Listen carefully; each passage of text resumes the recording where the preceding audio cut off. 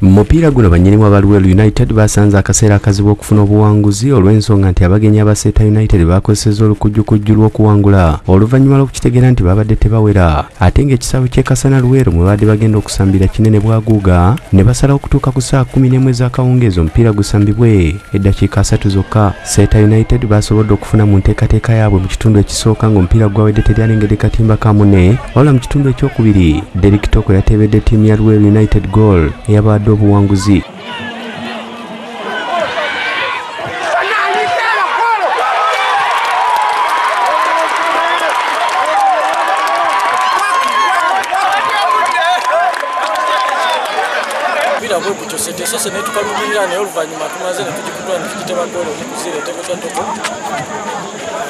Tugenda gezaako okwongera okwetereza ekisinga okutusumbwa goolo tezinywa baffe tetukoosidinga naye goolo tezinywa katwongere okubanga tutereza ekifo abateebyabo.